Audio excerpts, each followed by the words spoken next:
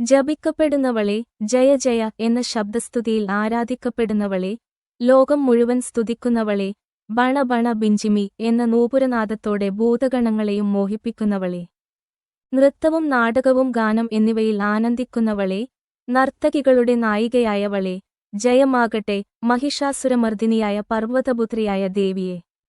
ഈ ശ്ലോകം ദേവിയെ നാദരൂപിണിയായും നാട്യരൂപിണിയായും പരബ്രഹ്മശക്തിയായി പ്രതിപാദിക്കുന്ന അത്യന്തം സൂക്ഷ്മമായ ശ്രീവിദ്യ തത്വമാണ്. ജപ്യ ദേവി മന്ത്രസ്വരൂപിണിയാണെന്നും അവളുടെ നാമജപം തന്നെയാണ് ആത്മശുദ്ധിയുടെ മാർഗമെന്നും സൂചിപ്പിക്കുന്നു.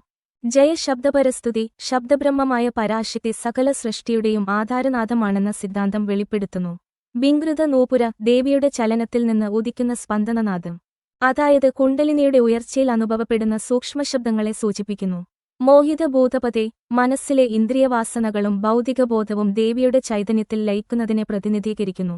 നടിത നടാർദ്ധ നട്ടീനടനായക ശിവന്റെ അർദ്ധനാരീശ്വര തത്വത്തെ ഓർമ്മിപ്പിക്കുന്നു.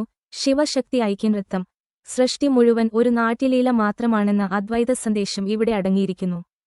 ശ്രീവിദ്യ ദർശനത്തിൽ ഈ ശ്ലോകം നാമജപം, നാദയോഗം, നൃത്തലീല, ശിവശക്തി ഐക്യം എന്നിവയുടെ ഏകീകരണാവസ്ഥയെ സൂചിപ്പിക്കുന്ന സഹസ്രാരാനുഭവത്തിന്റെ ആനന്ദഘട്ടമായി വ്യാഖ്യാനിക്കപ്പെടുന്നു.